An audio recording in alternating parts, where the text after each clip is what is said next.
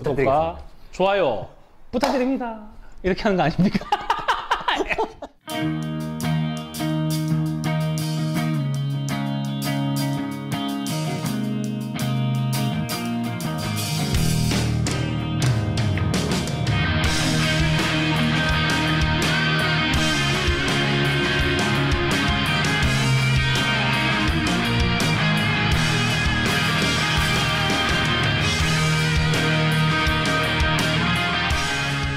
배구를 사랑하는 누청년의 대담한 썰풀이 대담아서 시즌3의 8월 방송 두 번째 시간을 시작하겠습니다.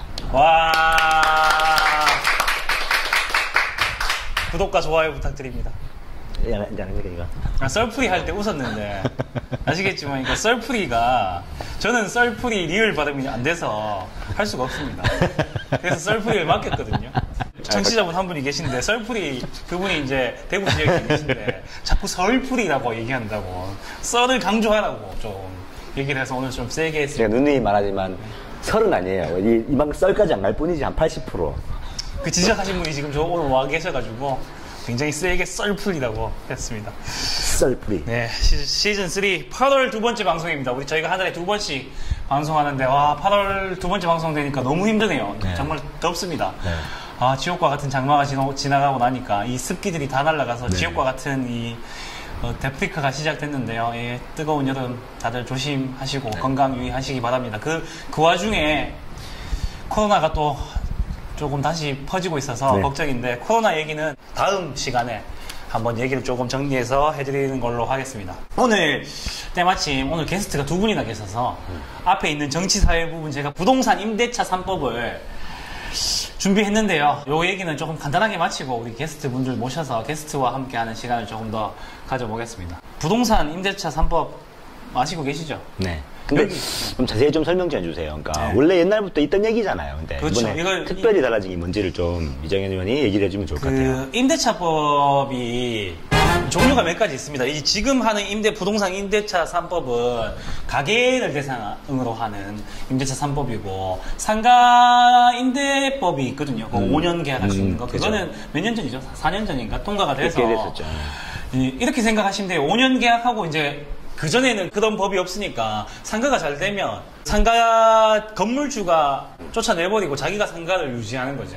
그러면 원래 장사하시던 분이 그 부지라든가 그 권리금이라든가 이런 걸 받지 못하고 나가게 됐었거든요. 근데 상가 임대법이 통과되면서 그래도 5년은 자신들이 유지할 수 있게 됐었던, 그런데 그것도 악용이 돼서 5년만 되면 다 나가라고 하고 있습니다. 지금 잘 되는 곳은 5년 지나면 나가야 되는 상황이 오는 곳들이 생각보다 많거든요. 외국에 같은 경우에는 일본만 해도 뭐 100년 동안 장사하는 가게 이런 거 임대법 때문에 못 나가게 돼 있습니다. 자기가 장사하겠다 하면 계속 할 수 있는 거거든요. 마찬가지로 우리가 지금 살고 있는 주택에서도 전세와 월세를 살고 계신데 보통 월세는 1년 계약을 하실 거고요. 전세는 2년 계약씩 하시고 계시거든요. 근데 이게 너무 짧지 않냐. 특히나 전세자 같은 경우에는 2년마다 이사를 해야 되거나 아니면 2년마다 전세가를 올려야 되는 조금 사실은 힘든 상황이잖아요.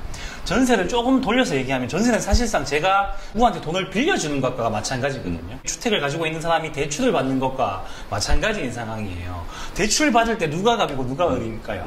대출 받는 사람이 을이거든요, 사실 보통은. 참 재밌는 잠깐 설명드리면 우리가 그 정치인으로서 그 우리 재산 신고를 해야 되는데 처음에 이 부분이 이해가 안 됐어요. 그러니까 이게 이런 부분이라고 대출로, 그러니까 내가 전세를 누구한테 내주면 대출로 잡히더라고요. 그죠. 그래서 처음에 이해가 안 돼가지고 제가 이게 우리나라 가계 대출, 이 가계 빚이 1600조가 이제 넘은 걸로 알고 있는데 비밀리에 잡혀 있는 것, 잡히지 않는 거에 전세거든요. 그게 한 500조 정도인데 이거는 막 복잡한 얘기는 좀 넘어가고 어쨌든 간에 2년 동안 우리 살다가 전세금 올리면 나가야 됩니다. 나가고 다른 데 또 전세 알아보셔야 되잖아요. 얼마나 힘들어요. 사실 자기 주택 아닌 사람이 전국적으로 아직까지 40% 정도가 계속 유지되고 있거든요.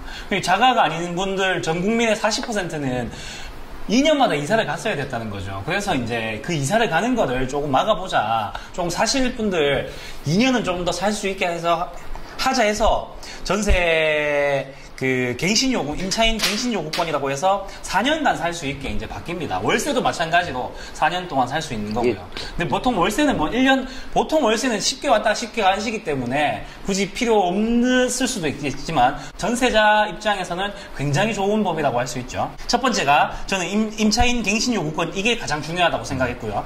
두 번째가 전월세 상한제입니다. 이게 뭐냐면 말 그대로 전세금을 올릴 수 있냐, 올리는 걸 얼마나 올릴 거냐인데 이제 2년 후에는 5% 정도만 인상 가능하도록 했거든요. 근데 5%도 작진 않습니다, 사실. 이제 월세에 해당된다 그러면 보증금, 월세 공이 말씀하시는 그렇죠. 거죠? 그렇게 가는 거고.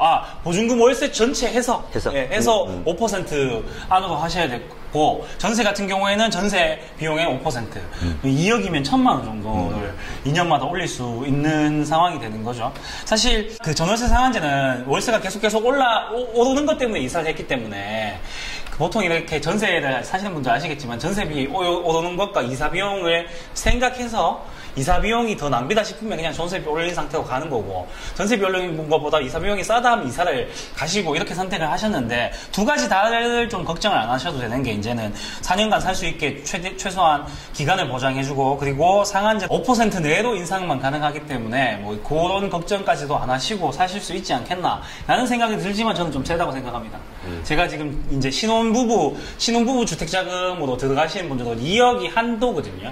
딱 24평형 2억이 보통 딱 정해져 있습니다. 이거 신혼부부도 오는구나 하고 사실 잡아서 가는 거거든요. 그런 집들은 신혼부부가 오니까 대출을 2억까지 한도로 받은 분들이 2억에 딱 맞춰서 사는데 2년 뒤에 1,000만 원을 올리게 되면 신혼부부 임대주택 자금도 못 받게 되고 1,000만 원을 더 내는 것도 사실 신혼부부 입장에서는 힘들겠죠. 그런 부분을 고려해본다면 사실은 저는 이 부분은 약하다고 생각하거든요. 조금 더 줄였어도 됐지 싶은데 최소한도다? 네. 최소한의 물가 상승률 반영했다 하더라고요.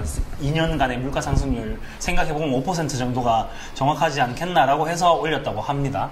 조금 아쉬운 부분이고, 마지막으로 전월세 신고제가 있는데 전월세 계약하고 나면 잔금을 처리하고 난 뒤에 30일 이내로 신고를 하라는 내용입니다. 물론 세금을 걷겠다는 것도 의미가 있지만 전세 계약 들어가실 때 건물에 대한 순위가 매겨지거든요. 만약에 이 건물에 담보대출이 다른 게 나올 수 있잖아요. 그러면 제가 1순위가 되면 저한테 먼저 돈을 주게 돼 있거든요. 이걸 등록을 하게 되면 전세자가 무조건 1순위가 된다고 보시면 돼요. 네, 원래 이게 전세 들어가게 되면 전세금 많이 떼이시잖아요. 그걸 그 건물에 대한 그 담보대출이 얼마 있는지 확인해보고 들어가야 되거든요. 근저당. 근저당이 얼마나 잡혀 있는가를 확인해보시고 가야 되고, 근저당이 잡힌 것 중에서 그 자기 전세만큼이 안 잡혀 있는 건물을 들어가셔야 돼요. 그래서 이사할 때, 잔금 계약하고 이사할 때 동사무소 뛰어가가지고 그거 내야 되거든요. 근데 그게 잘못된 게 동사무소 낼 때도 하루 뒤에 효력이 발행됩니다. 이게 어떤 뜻인 줄 아시겠어요? 제가 정윤호 의원 집에 계약을 해서 잔금까지 처리하고 이사를 들어갔어요. 그날 계약한 걸 가지고 이사를 등록하게 되면 제가 근저당이 잡히는데 그게 하루 뒤에 돼요. 그렇게 되면 어떻게 되냐면 잔금 처리하자마자 이 집주인이 마음먹고 내가 이 집에다가 근저당을 잡아버리면 다른 근저당을 먼저 잡잖아요. 그럼 24시간 전에 먼저 잡아서 그게 1순위가 되는 경우가 있어요. 그래서 전세금 떼이는 경우가 굉장히 많거든요. 이거 잘 알고 계셔야 되거든요. 그래서 저는 이제 이사를 딱 맞춰서 안 들어가고 빨리 그 계약부터 해놓고 근저당 설정부터 하시는 분들이 현명하다고 보시거든요. 근데 그렇지 않잖아요. 이사 딱 맞게 내가 이사 가야 돈이 딱 들어오고 하는 분들 많으실 거잖아요. 그런 부분에 있어서 근저당 계약에서 이렇게 신고제를 하게 되면 전세 계약자를 우선순위로 해준다. 요게 되게 좋은 법입니다. 물론 최근에는 그 주택공사에서 하고 있는 보험이 있거든요. 자기 전세금의 굉장히 싸게 1% 정도 내외 한 2억 정도 집이면 한 30만 원, 최대로 하면 40만 원 내외의 보험을 들면 다 받을 수 있습니다. 효력적으로 그 보험금으로 받을 수 있는 제도가 있지만 어쨌든 그 보험금 내야 되잖아요. 그 보험금도 안 내도 될 정도로 좋은 제도라고 생각하시면 돼요. 핵심은 말씀하신 네. 행정적 공백을 메꾸기 위한. 그렇죠. 그 행정적 공백까지도 메꿀 수 있는 거. 그걸로 사기 당하신 분들 생각보다 굉장히 많습니다. 아시는 분이 요 법을 작성하는데. 그렇죠. 요거는 제가 봤을 때는 알고 만든 것 같습니다. 이 부동산 임대차 3법을 제가 굳이 말씀드리는 이유는 전세자 아니신 분들은 관심이 없을 거고, 전세자 분들은 이거 관심을 가지고 보셔야 되는 이유 중에 한 개가 조금 다른, 이 앞에 있었던 부동산 3법 있잖아요. 그 재개발에 대해서 다 퍼주고 재개발 이거 단어가 기억 안 나지. 재개발, 재건축하고 난 뒤에 초과 수익 환수법이 있었거든요. 환수법이 있었는데 그걸 폐지시켰거든요. 그것 때문에 지금 부동산이 난리 났다고 보고 있어요. 강남에 지금 재개발하는 곳들 초과 수익 전부 다 불로수익인데 원래는 환수하는 법이 있었는데 그걸 폐지함으로써 사실상 그 지금의 이 부동산 이 과열이 생기게 된 거거든요. 근데 그 법을 통과할 때는 그 법으로 인해서 당과 상관없이 그 법에 이득받는 국회의원들, 정치인들, 그 고위공무원들 되게 많았어요, 사실은. 돈 좀 있는 분들, 땅 좀 있는 분들 되게 많이 도움받았거든요. 근데 이 법은 그런 법이 아니에요. 이 법은 국회의원이나 누구든지 간에 그 특별한 인간관계가 있는 게 아니라 사실은 진짜 말 그대로 세입자들, 전세, 월세 세입자들을 도움을 주는 법이거든요. 이 법을 통과시키게 됨으로써 통과시키게 된 당이나 혹은 정치인들은 전월세를 주고 있는 사람들, 갭 투자를 했는 사람들한테 표를 잃을 각오하고 준 거예요, 사실은. 그래서 전세, 월세 사시는 분들은 이 법을 진짜 두 손 두 발 들고 찬성하셔야 되는 상황이에요. 근데 지금 많이 반대된 뭐 여기에 대해서 우려가 나오는 이유가 전세, 남아있던 전세들이 이 법 때문에 월세로 전환될 것이다. 네. 이런 지금 걱정들이 많이 나오잖아요. 그러니까 그렇지 않을 거라는 게 뭐냐면 우리나라가 전세가 말 그대로 대출입니다. 현금으로 자기 집을 보유하고 또다시 현금으로 집을 사고 건물을 가지고 있는 사람들이야 월세 전환하고 싶을 거예요. 잘됐다 월세 전환할 수 있을 거예요. 근데 우리나라 그 지금 전세 주고 있는 거에 80% 정도가 전세로 주고 있거든요. 그분들이 그 80% 정도가 대출로 들어온 거예요. 대출. 전부 다 자기가 대출 끼고 집을 산 거죠. 그 대출을 막기 위해서 전세를 하는 거거든요. 그러니까 전세가 여기 1, 2억이 아니잖아요. 보통 요즘 뭐 작은 아파트도 2, 3억 정도 들어가잖아요. 2, 3억 정도의 큰 대출을 받을 수 있는 기회를 포기하고 월세 한 달에 2, 30만 원 받는 게 좋다 하시는 분들은 월세로 넘어갈 수 있겠지만 그렇지 못하는 게 대부분입니다. 80% 정도가 갭투자가 아닌 부분 사람들까지도 자기들 다 빚내서 들어갔거든요. 그래서 2, 3억 정도를 한 번에 땡기는 돈이 중에서 지금 전세를 하고 있기 때문에 전세가 갑자기 월세로 다 바뀐다. 첫 번째, 그거는 가능성이 거의 없다고 보고 있고요. 두 번째 걱정하시는 게 아마 월세 폭증하지 않겠나. 전월세 4년 뒤에 지금 이게 소급 제도, 미리 다 올려버리면 어떡하느냐. 지금은 미리 다는 못 올리죠. 이게 소급 제도이기 때문에 미리 다 올릴 수도 없고 살고 계시는 분들은 그냥 사시면 돼요. 다 소급돼서 4년 동안 살 수 있는데 4년 후에 올리면 어떡하느냐. 네, 4년 후에 다 올리면 어떻게 되냐. 이건 또 시장 경제를 무시하는 거예요. 4년 후에 정말로 2억짜리 집이 전부 다 3억으로 다 올릴 수 있을까요? 모든 매매자들, 모든 집을 갖고 있는 사람들이 2억의 전세를 주다가 3억으로 다 올릴 수 있을까요? 그렇지 않을걸요. 말 그대로 이분들도 대출을 갚아야 되거든요. 이 2억의 전세를 받아내야 되거든요, 지금. 그런데 아무도 이사를 안 온다. 비싼 집이라서 이사를 안 가면 어떻게 될까요? 지금 당장 남구만 해도 전세 비싸서 안 들어오는 분위기로 지금 만들어지고 있거든요. 그 부분을 생각하면 5% 내외 안에서 인상률이 만들어지지 급등하진 않을 거다. 이렇게 보고 있습니다. 왜냐하면 이 5% 해놓은 게 똑같이 4년 뒤에 오는 게 아니잖아요. 어떤 거는 1년 뒤에도 올 수 있고 어떤 거는 2년 뒤에도 올 수 있거든요.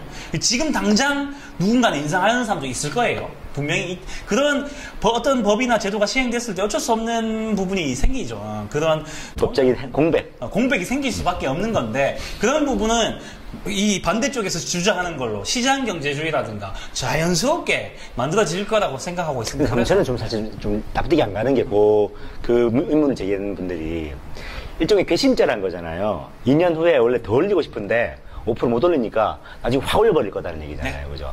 이미 그거 자체가 문제 아닙니까? 그렇게 그렇죠. 한다는 것 자체가 문제일 것이면. 이 법이 아니면 그렇게 안 할 건데 이 법 때문에 괘씸해서 그렇게 한다는 거잖아요. 그렇죠. 그건 저는 논리적으로 전혀 안 맞다고 보거든요. 네, 이 법 때문에 더 많이 올리겠다. 이거는 사실은 허황된 얘기가 그렇고 4년 뒤에 어떤 문제가 생긴다면 그거에 대한 또 제도적인 뒷받침이 있어야 되긴 되겠죠. 그 문제에 오지도 않은 문제에 대해서 크게 걱정 안 하셔도 된다. 그러면 의원님은 어떻게 보십니까? 이 법이 상당한 효과를 발휘할 거라 보시죠. 전월세자 입장에서는 정말 좋을 것 같다고 생각하고 향후에 이 말이 있잖아요. 전세 이제 다 없애고 월세도 가야 되지 않겠나. 저는 동의하거든요. 그건 저는 100% 동의합니다. 저는 동의합니다. 이 전세가 사실은 불법 가계대출로 보시는 게 더 좋습니다. 지금은 신고제 해서 다 신고하면 불법이 아니겠지만 제가 아는 한 타국에는 없는 정말 네. 특이한 우리나라만의 그런데 이게 서로가 지금 전세자와 실제 집주인과 이게 이해관계가 맞물려서 잘 돌아가고 있는 거잖아요. 그 사회가 만들어져서 그런 건데 조금 더 대출 이자라든가 이런 거와 맞는 정도 수준의 월세로 내려가게 된다면 충분히 월세 제도로 돌릴 수 있거든요. 맞습니다. 월세, 제 생각에는 저도 지금 월세 사는데 별로 사는데 어렵지 않거든요. 월세 한 33만 원 정도 되니까 그렇게 크지는 않더라고요. 근데 그러니까 보증금이 싸고 이제 월세가 적정한 데 있다가 그 전세 사실 웃기는 거잖아요. 뭐 2억 전셋집에 산다. 2억짜리 집이 나오면 거기 살지 않겠습니까? 그러니까 지금은 역으로 집 사는 게 너무 힘든 상황을 그대로 반증해주는 얘기가 이 전세 문화가 아닌가라는 생각을 합니다. 네. 그래서 뭐 사실 저 이 얘기 진짜 많이 하는데 종부세라든가 최근에 이제 부동산 문제도 많이 있잖아요. 지금 정부 정책이나 뭐 이런 것들에 대해서 문제 제기할 수 있는데 두 가지 정도 얘기하고 싶은 거는 첫 번째 9억 이하 집에 살고 있으신 분들은 욕할 게 없습니다. 지금 종부세나 이런 건 전부 다 9억 이상 대상이라서 비교해보니까 95%가 9억 이하에 살고 있어요. 신문 보면 뭐 엄청나게 많은 것 같던데요. 네. 그렇죠. 그래서 9억 이하에 사시는 분들은 크게 반대할 이유가 없다. 9억 이상에 사시는 분이 반대하는 거는 저는 전적으로 동감합니다.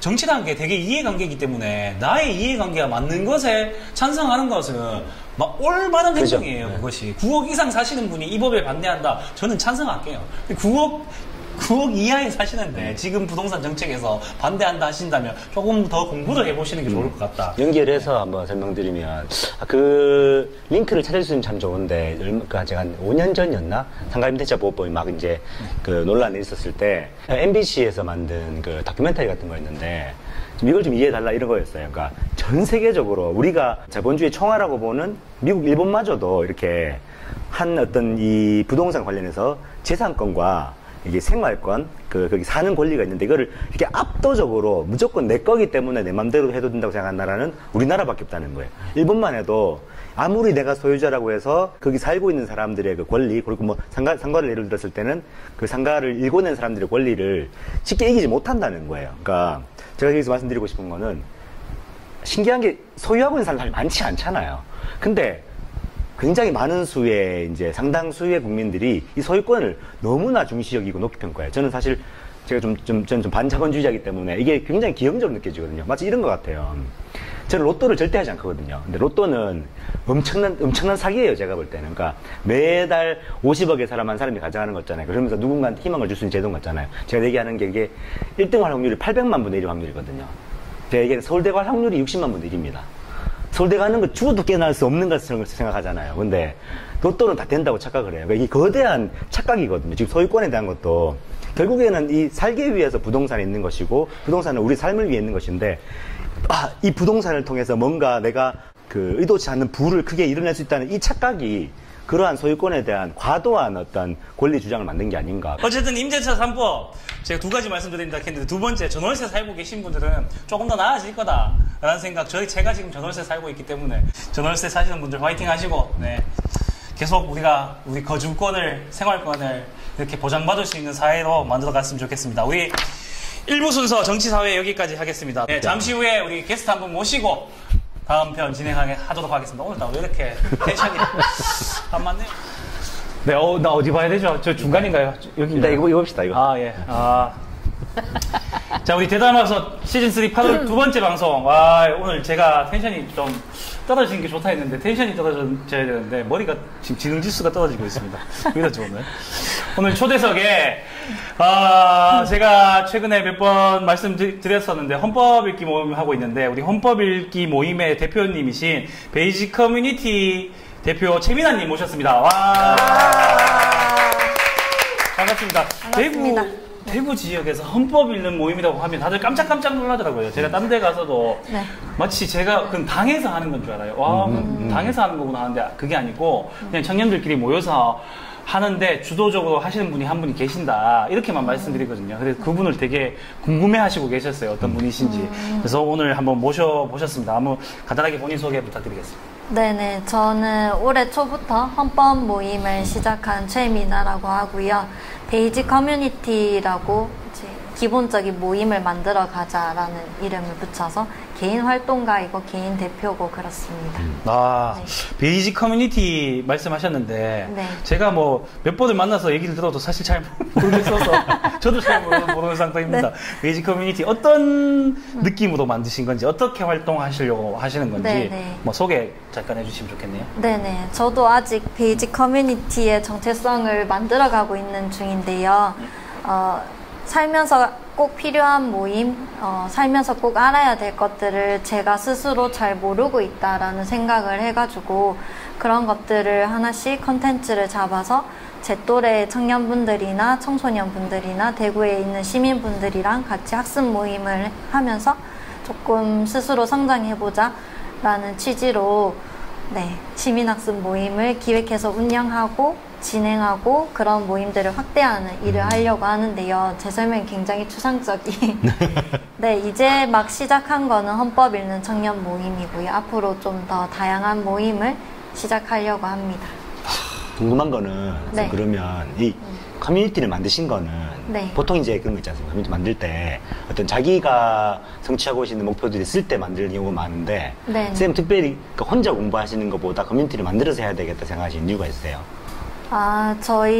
제가 같이 커뮤니티를 만들려고 하는 이유는 단순히 뭐 책을 읽거나 뭐 많은 정보를 습득하려고 하는 게 아니라 좀 더 사회에 관심을 가지고 내가 살고 있는 사회나 아니면 같이 살고 있는 사람들에게 관심을 가지는 게 1차 목표인데 그러려고 하면은 다른 사람들 의견을 모르고 생각이나 가치관을 모르면 그것 자체가 어렵겠더라고요. 그래서 다른 사람들과 소통을 하고 어떤 생각이 다른지 어떤 가치관이 다른지 왜 다른지 앞으로 어떤 대안을 찾아갈 건지 이런 것들을 알아야 돼서 커뮤니티를 구성할 수밖에 없다라는 생각을 했었어요.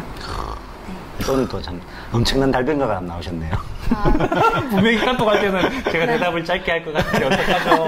이렇게 말씀하셨지만 절대 그러지 않는. 예. 네. 우리 헌법 읽는 모임 지금 네. 저도 이제 2기로 참여해서 네. 모이고 있습니다. 헌법 읽는 모임 1기부터 시작해서 한번 쭉 설명해 주시면 좋겠네요. 네네. 1기 어떻게 진행했는지 네, 어떻게 진행했는지. 1기는 뭐 매주 한 번씩 모여가지고 헌법을 읽고 이야기 나누고 그걸 이제 자기 삶에 어떻게 반영할 것인지 기록을 하는 과정을 매주 거쳤었고요. 코로나 때문에 좀 화상 채팅으로 넘어갔다가 좀 막바지에 다시 오프라인으로 복귀를 해가지고 헌법을 한 번 다 읽고 내 기록물을 하나 가지는 거 그걸 목표로 모임을 했었고요.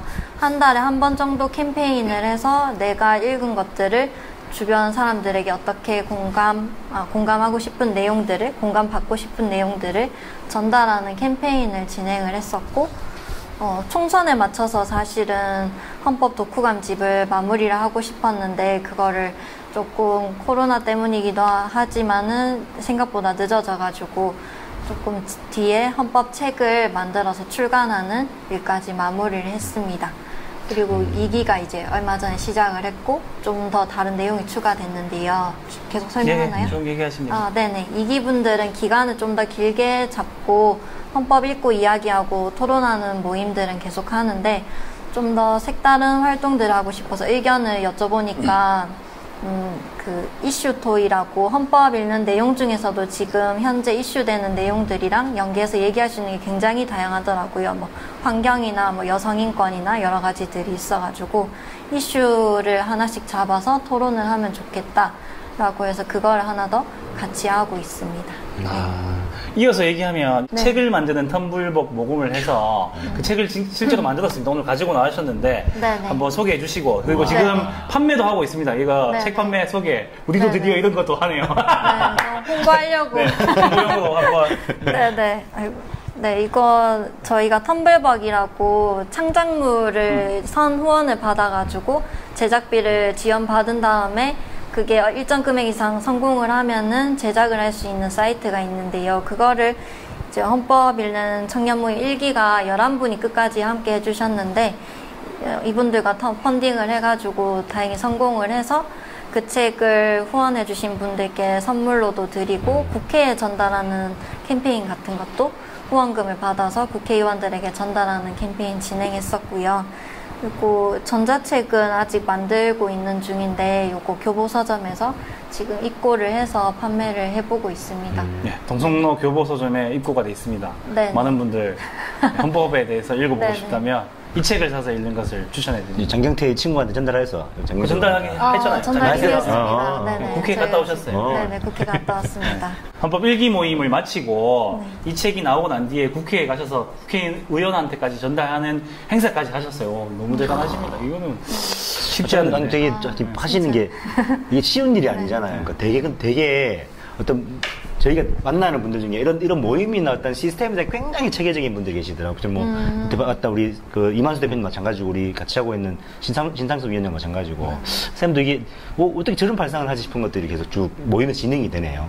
원래 이쪽으로 원래 계속 공부를 하신 겁니까? 뭐 따로? 뭐 법적으로 말씀하시나요? 커뮤니티를 꾸려서 그 안에서 어떤 네네. 시스템으로 돌리고 뭐 결과물을 네네. 만들어내고 전에 하던 일이 그 약간 모임을 꾸려서 진행을 해보도록 지원해주는 그런 NGO 단체에서 일을 해봤어가지고 그렇긴 하지만 네, 아직 초짜이긴 합니다. 네, 갈 길이 매우 멉니다. 제가 꼭 말씀드리고 싶었던 게 아까도 따로 말씀드리긴 했는데 저는 뭐 아시겠지만 저랑 아시는 분들은 제가 텐션이 높게 가고 집중력이 좋지만 짧습니다. 네. 길지 않게 이렇게 확 집중하고 얘기하고 끝내고 네. 집에 가자 이런 혼자 얘기를 하죠. 혼자 얘기를 많이 하고 네. 혼자 얘기한다 싶으면 집에 가죠. 네, 이제 힘들다 할 때 집에 가야 되는데 네네. 우리 모임이 3시간씩 하거든요. 네. 일주일에 한 번 3시간. 대학교 수업보다 힘들더라고요. 심지어 이 모임이 재밌는 게 네. 질문지 없어서 제가 몇 가지 설명드리면 나이나 직업이나 뭐 그 학력 이런 걸 얘기하지 않고 진행을 하게 됩니다. 그리고 굉장히 목적성을 가지게 헌법 얘기만 합니다. 3시간 동안. 쉬는 시간도 없이 정말 빡세게. 근데 오시면 알겠지만 이 텐션으로 이 루즈한 텐션으로 그 3시간을 멱살 잡고 가세요 그냥. 와 대단하십니다 진짜. 근데 당신이 얘기하는 거 덜 피곤해요. 네 맞습니다. 이게 쭉 빨려야 되는 게. 이 세계 너무 좋다. 시공에 빨려 들어가듯이 계속 빨려 들어가서 끝나고 나면 항상 시간이 늦어요. 끝나는 시간이 오버가 되거든요. 할 말도 너무 많고 이분도 말씀 많이 하시고 참가자분들도 막 그 헌법에 대해서 그 몇 개 헌법이 얼마나 된다고 그거를 뭐 3시간 동안 정말 대단하신 것 같아요. 뭐 퍼실리테이터로서의 어떤 여러 가지 면이 있겠지만 이런 분 전 처음 봤는데 이런 분도 계신다. 매주 힘들어하셔가지고 다른 세계를 보는. 제가 매주 힘들었던 건 제가 피곤한 상태에서 매주 가니까 제가 이 방송 들다가 가니까 이거 끝나고 항상 가다가 이제 바꿨습니다. 시간을 화요일로 바꿔서 이제 좀 편하게 갑니다. 그래서 좀 편하게 하는데 화요일에도 힘드시다고 하시던데. 그때는 조금 딴 일이 있어가지고 힘들었죠.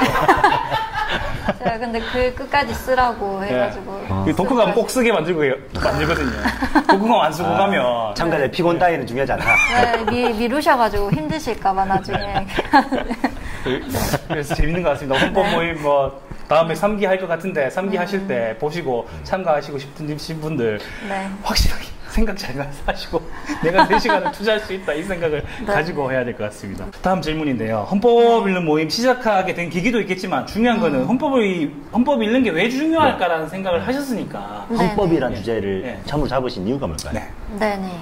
저는 이거 시민학습 모임을 기획해서 운영하는 이유가 저 스스로를 바꿔야 되는 필요성도 굉장히 커서인데요. 사회에 대해서 제가 평소에 관심을 되게 안 가져요. 근데 뭐 가지려고 해도 어디서부터 가지고 뭐 국회가 어떤 역할을 하고 정부는 어떤 역할을 하고 이런 개념이 안 잡히니까 선뜻 어느 선부터 내가 들어가야 참여를 해봐야 되겠다라는 그 시작점이 굉장히 어렵더라고요.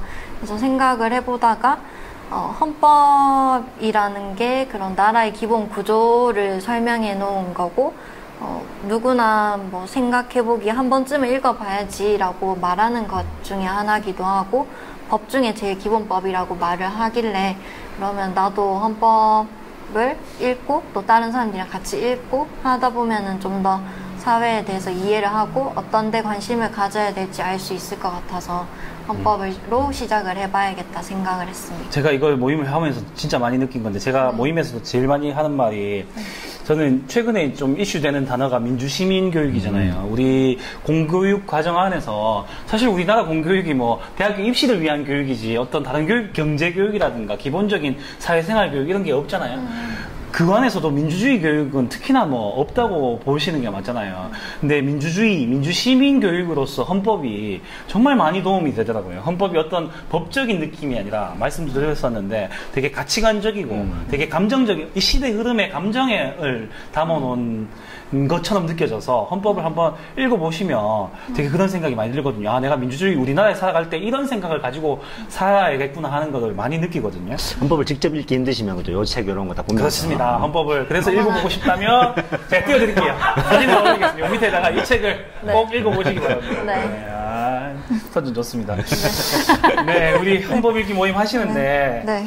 헌법 말고도 이제 말 그대로 베이직 커뮤니티이기 때문에 다른 네, 커뮤니티 네. 활동을 또 하시잖아요. 뭐 지금도 하시는 거 몇 개 있으신 걸로 알고 있는데 네. 하시는 활동하고 향후 모임 계획 이런 것도 좀 얘기해 주시면 헌법 말고 또 생각하시는 화두가 있다거나. 네네.